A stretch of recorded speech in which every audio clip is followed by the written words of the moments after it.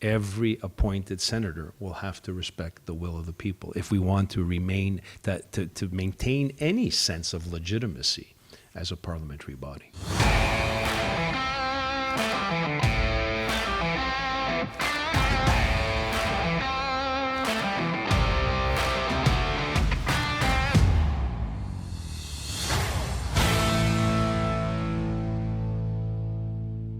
So we've been teasing everybody about a potential interview where we would learn more from the Canadian Senate, and as with every interview, a lot can happen on Parliament Hill, and we want to make sure that we were having footage in hand. And since we're recording the footage right now, I'm sure it'll be fine. So we are very, very pleased and honored to welcome to Northern Perspective Senator Leo Housakos. Senator Housakos, welcome to Northern Perspective. Thank you for having me on your show.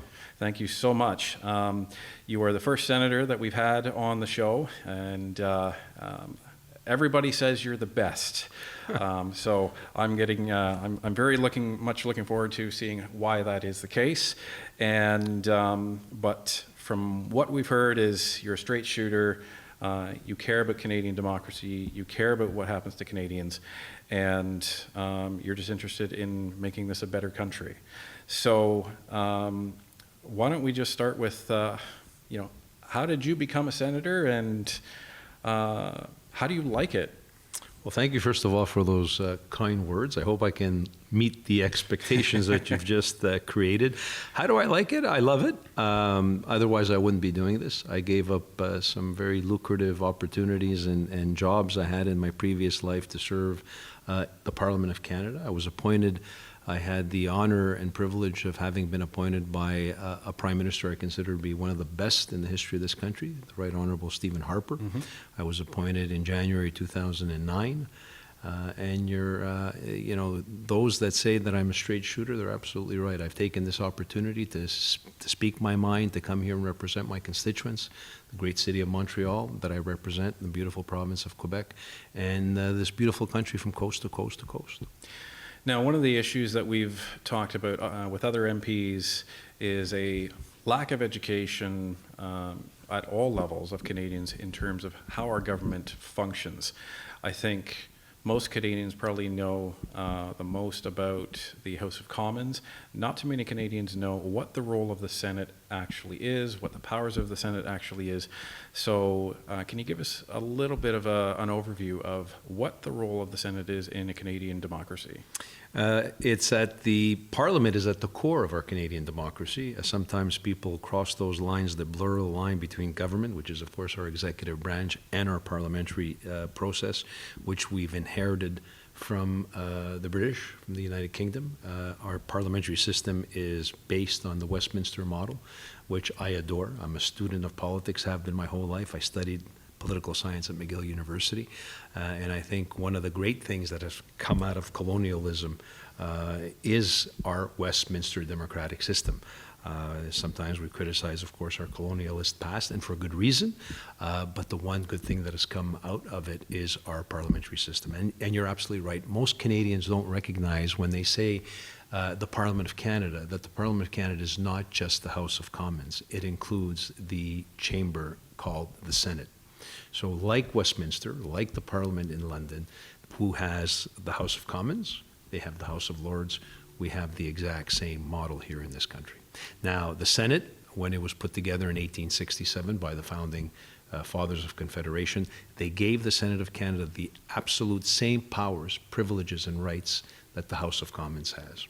Absolutely the same. It's in Section 18 of the Canadian Constitution. And we have been, even though we're a hybrid of the House of Lords, we are actually completely mirrored with the same rights that you have as a member of the House of Commons. And most people probably don't know, but along with that, I think most Canadians assume that it's only the House of Commons that can generate legislation, but the Senate can also generate legislation, correct? Right. Not only generate legislation, the role of the Senate is to be a place of sober second thought, as we very often say. We do recognize in 2024 that we're not an elected body, so there are certain, we acquiesce to the House of Commons always because it is the democratic House. any law in this country, a private member's bill or government legislation, has to go through both chambers. They go through the same process and procedures in both. First reading, second reading, third reading, committee, voted on in the House of Commons, sent to the Senate, tabled in the Senate, first reading, second reading, third reading, committee work, and then when it passes both chambers, only then it receives royal assent and becomes a law. And you're absolutely right in your question that any parliamentarian, meaning a member of the House of Commons or the Senate, can table a private member's bill.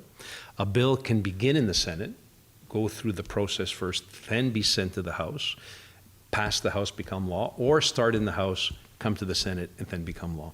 And in both instances, whenever there are amendments, it gets sent back and forth again for approval. So it is a cumbersome process. I think it was designed to be cumbersome in order to be the most thorough, the most effective, and people don't realize the one benefit, and it's not talked about often enough, is by having two chambers, it gives more than ample opportunity to stakeholders and citizens at various processes in the legislative period to come and articulate before Parliament.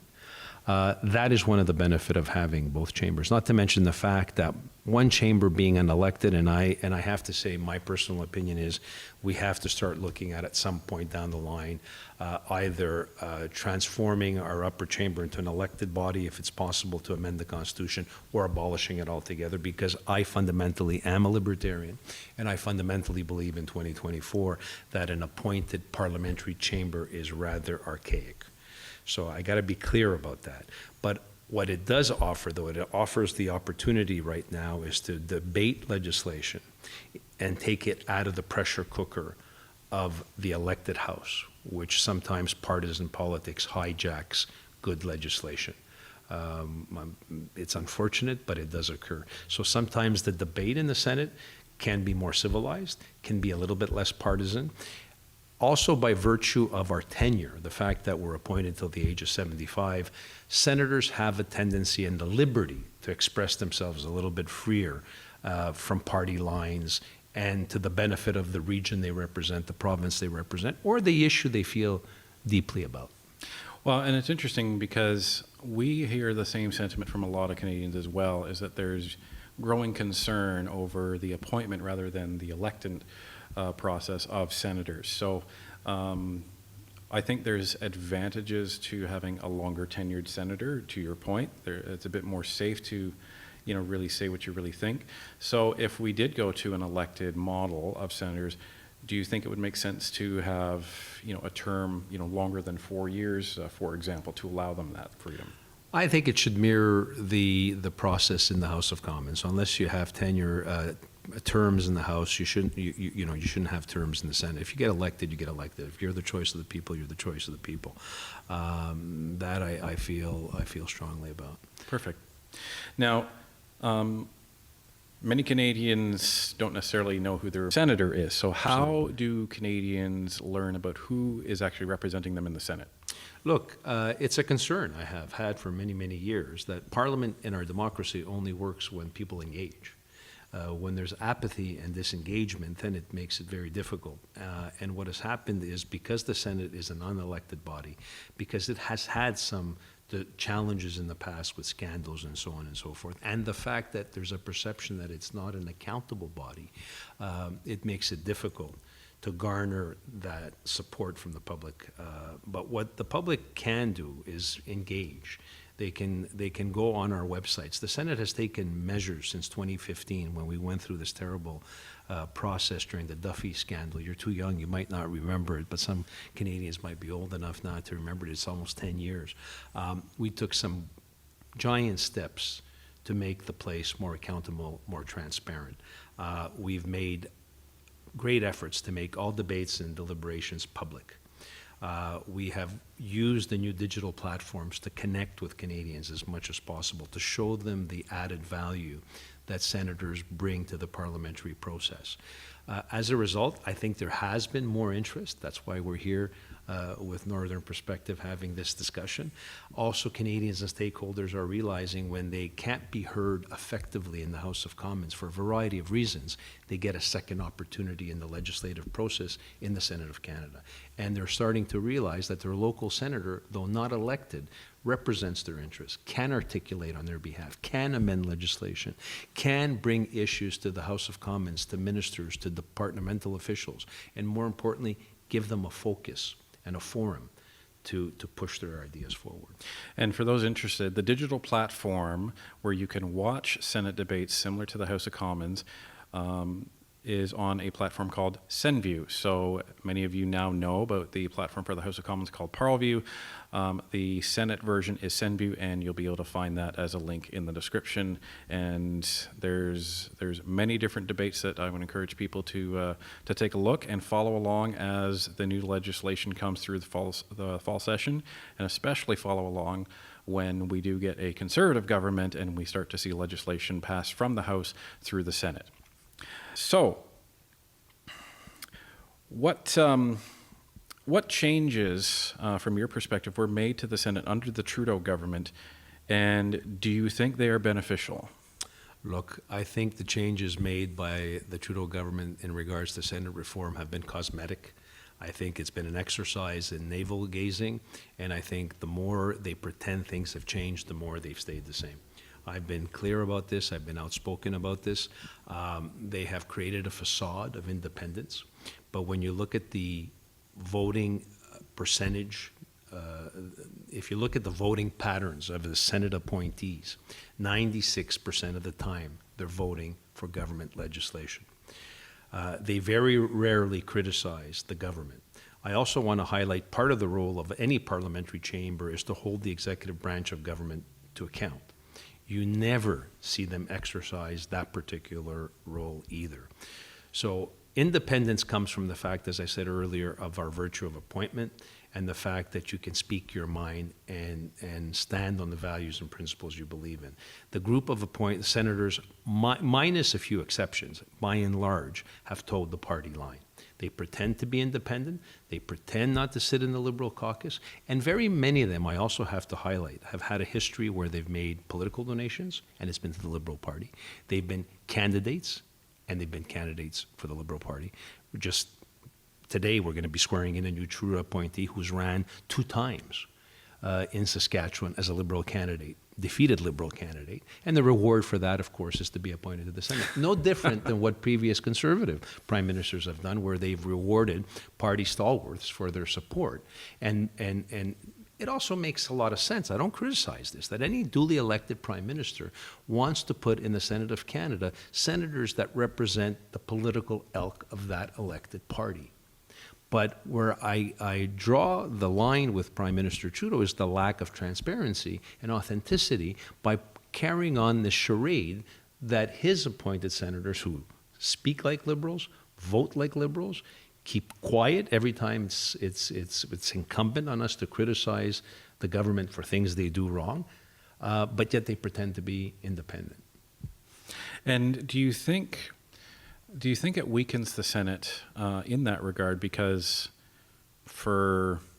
I think for the entire history of our country, we've only had either a conservative or a Liberal government. So you don't have, for example, any NDP senators representing their interests. Does that weaken the Senate in the legislative process, do you think? For sure, because the one weakness it has, and that's why fundamentally I believe we either have to, down the line, abolish this or somehow reform it in a tangible way, is the fact that it doesn't represent the democratic will. And it certainly gives disproportionate amount of influence and power to one individual, and that's the Prime Minister and the Prime Minister's office. And let's also be clear. In the charade that Mr. Trudeau has been engaging in about this independent Senate, he has these independent boards in each province that recommends to the Prime Minister candidates. But everybody appointed to that board has been appointed by the Prime Minister. So you're appointing people to a committee to vet candidates, and fundamentally and ultimately, we don't know who these candidates are that have been proposed to the Prime Minister. And in the end, it's always the prerogative of the Prime Minister to appoint a senator. And there's been a number of independent, non-political appointees that have come through this Trudeau process, but there always has been. It was the case under Prime Minister Harper. It was the case under Prime Minister Chrétien. There was always a balance because at the end of the day, even prime ministers, they'll appoint some people that are more political, some people that are less political. He'll appoint people that represent the medical field, the academic field. We've had if one thing comes out of the appointed process in the Senate that's positive, you get a wide range of representation innately, because it's an appointed body. So people don't know this, but the Senate is one of those parliamentary bodies in the Western democratic world that was the first to achieve gender equality. We were one of the top 3 parliamentary chambers to achieve gender equality. We're a parliamentary chamber that many years ago has represented the diversity of various cultures and regions and languages because prime ministers had the flexibility to do so because it's an appointed body. So there's pros and cons, right, to being a non-elected chamber, like anything else. For sure. Now, on that note, we talked about how some of these senators are, let's just say, have a liberal bias. What's been talked about online a lot recently is a lot of the recent appointments of Justin Trudeau and how people are now worried about the fact that if and when the Conservatives do take power as the government, they won't be able to get any legislation through the Senate and that it'll just be perpetually blocked. What is your take on that? Time will tell. Time will tell. There's no doubt that the current government, the Trudeau government, has, I think they've appointed over 85 out of the 105 potential Senate seats. So they have a ironclad hold on the upper chamber. They can pass today any legislation they want. They can delay any legislation they want. And when they carry on this charade, as I said earlier, about delaying legislation, and then they put up their arms as a government and say, well, it's an independent body, so they're delaying it or defeating it, go see them. That's also hypocritical because any legislation they want through that chamber, they pass it like that. So there's also no doubt that there's been a lot of single issue activists and very leftist minded senators that have been appointed in the image of this prime minister. He appoints them, clearly he appoints people that represent his political ilk. So there is a fear, and it's a legitimate fear that some of these activists, once there is a Poilievre government, that they will all of a sudden gain this fervor of independence that they really haven't been showing over the last 8 or 9 years, and will try to block legislation. It is a risk. We can't say it's not a risk. I am of the view, though, that, and I'm hopeful, that there's enough level-minded individuals that have been appointed by Prime Minister Trudeau that will respect precedents and tradition of the upper chamber. And this is something we exercised in 2015, because in 2015, the majority of the chamber was Conservative appointed senators when Justin Trudeau's government got a majority mandate from the people of Canada. So we reluctantly recognized that mandate. We did everything that needed to be done while we held the majority in that chamber, understanding we're an appointed body and don't reflect the democratic will of the 2015 election, and we allowed the agenda of the Prime Minister to pass. And I'm hopeful that that common sense and respect for precedents and respect for the democratic will be reflected once again, despite the fact that the individuals that will be sitting in that chamber, the vast, vast majority, are going to be individuals that oppose that political agenda.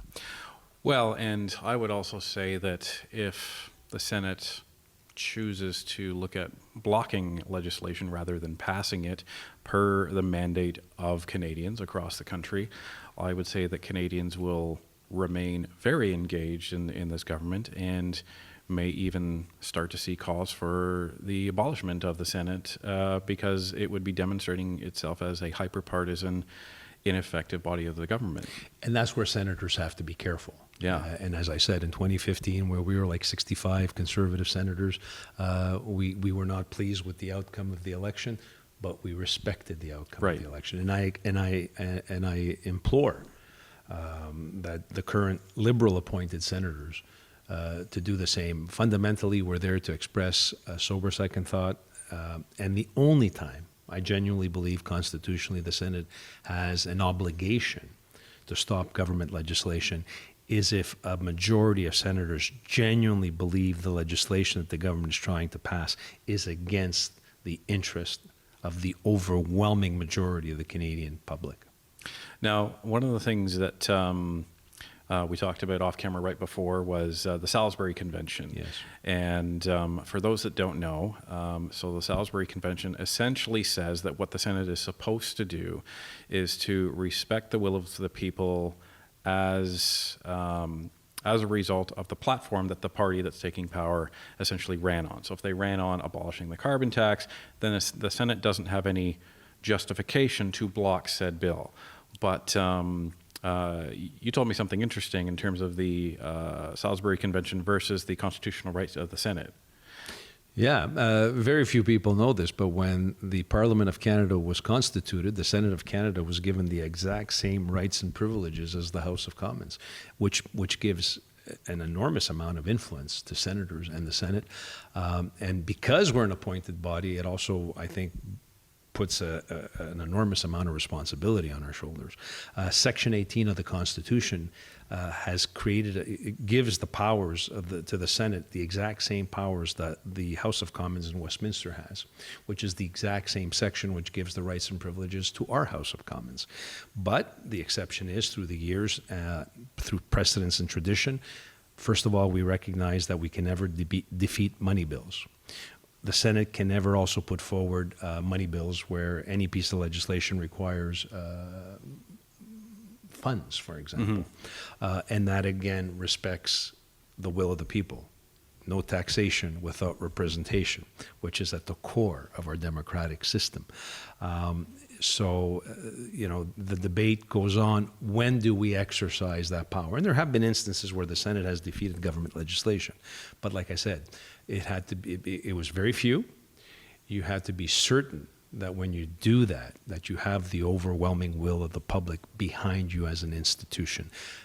The Senate also has delayed legislation, but you also have to make sure that you're not doing that lightly. I suspect, based on the polls we've seen over the last year and a half, that the next government in this country will be an overwhelming majority Pierre Poilievre government with a clear agenda. I'm a member of that Conservative caucus. I think if that is the case in the upcoming election and the people give us that overwhelming mandate, Salisbury Convention or simple precedents in this country, every appointed senator will have to respect the will of the people if we want to remain to maintain any sense of legitimacy as a parliamentary body. Right, and many of those bills that will be coming from the new Conservative government will be money, related. So absolutely, we have a situation right now where the carbon tax is just pummeling working class and middle class Canadians. The scarcity problem, where there's a lack of housing in this country, is because of the policies of this government that have contributed to them. We need to fix a runaway train, which is a debt and deficit that has reached historic proportion.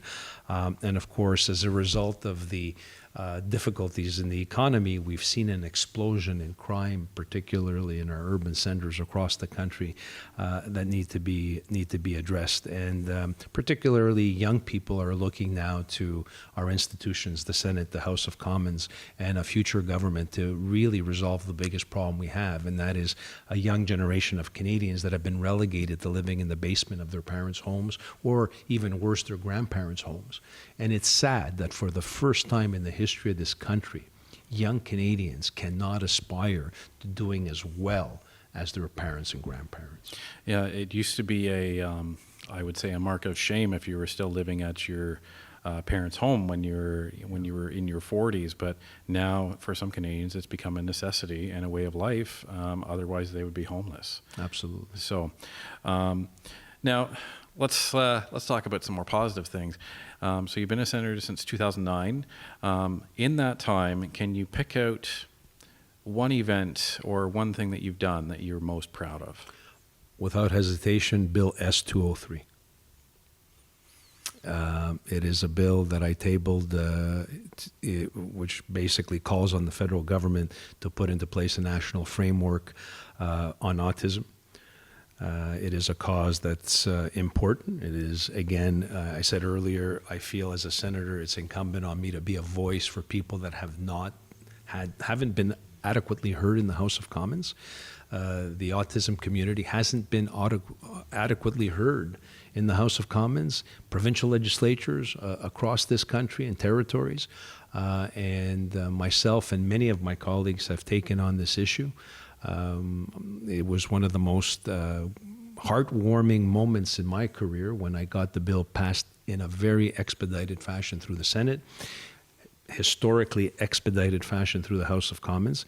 It's unfortunate. Now it's been 6 months past the deadline that the bill had, which was March 2024, that the government had to put into place the national conference to start building the framework, which I was hoping would be the precursor for a strong national strategy on autism. We've been waiting now 9 years, year after year after year, with promises, empty promises that this government will come out with a strategy. And families are struggling, and our institutions are struggling. I hear on a day-to-day basis the challenges that our school boards are facing, our communities are facing, and we haven't responded to this important issue. So that's the most rewarding piece of legislation I sponsored and worked on. The job is nowhere near done. We have a lot of work to do, but thank God I believe in perseverance, and I believe in the long game. You have to, because democracy is messy and it's slow. But for democracy to work, we talked about it earlier, you need people to engage.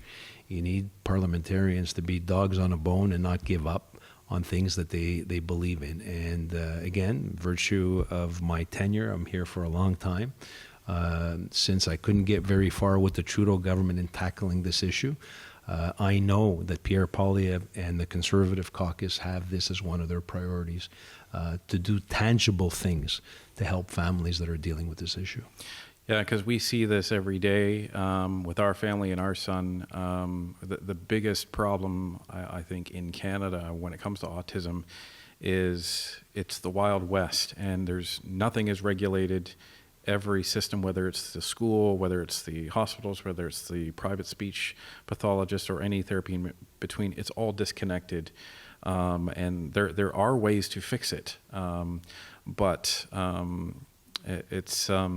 it all starts with that national framework. It has to start from a federal level, and look at what some of the provinces are doing right, and then see if we can replicate that across the other provinces and fund it accordingly. So that's a bill that my wife and I were very pleased to see go through, and we're hoping to see some sort of action when the Conservative government takes place. So just from our perspective, and on behalf of the over 60,000 families in Ontario, thank you for putting that through. You're welcome, and thank you for being in the front line, because the truth of the matter is this issue is being dealt with uniquely by families. I think all governments have dropped the ball. Yes, they've done a few things right, they've done a few things wrong, but despite the fact that we don't have any alignment, it still boggles the mind that an issue that touches so many Canadians has been neglected by governments, and just finger pointing that's been going on. And I know Pierre Poilievre, I've had many discussions with him on this. He's met with the various stakeholders, including Alliance Autism Canada, which of course is CASDA, used to be known as CASDA. And I don't want to say too much before the platform comes out, but there's going to be some innovative propositions that Pierre Poilievre will be taking to the Canadian public, which will be giving families immediate support. That's amazing to hear, and I'm sure families across the country are going to be very, very interested in seeing what that is. We can only achieve the true greatness of this country when we emulsify all our parts and leave nobody behind. I genuinely believe that. Perfect. I started to get emotional there. Something, that was one of those bills that made me feel like it was worth all the years of battles and losses and step backs and sometimes you question yourself in this place. What am I doing here? I gave up very lucrative jobs, making a lot of money, and I came here to move the yardsticks forward. And when you're in the political arena, and if you're in the bureaucratic world in Ottawa, you see how things move so slowly. So every time I can move the yardsticks one little millimeter, you say, all right, we're heading towards the right direction. So, Well, sounds like we are. Where can Canadians learn more about the Senate or their senator? Look, go online. Today we have the good fortune of wide range of platforms, websites. Go to the Senate website. Go to SenView.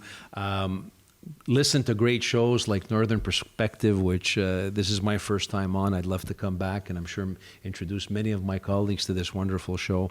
And don't hesitate to reach out to us. Fundamentally, I keep telling that to every young group of students I meet, every senior citizens group, every stakeholder that comes through Parliament. I say there's a second chamber. It has the potential to be impactful on government and on what happens on the House, and certainly impactful on legislation that comes through the Senate. Come before our committees. Come and articulate your point of view. And Canadians that reach out to me, I can tell you one thing, by the end of the process, win, lose, or draw, they are shocked how accessible senators are, and they're shocked how much influence this chamber has on public discourse and public policy. So get involved as much with your senator as you are with your MPs, everybody. Reach out, write them letters, contact their office, and hold them to account as we transition into a new Conservative government after the next election, because the nation will need all of you to stay engaged. But Senator Housakos, thank you so much for being on Northern Perspective. It's a pleasure having you. Thank you for having me on.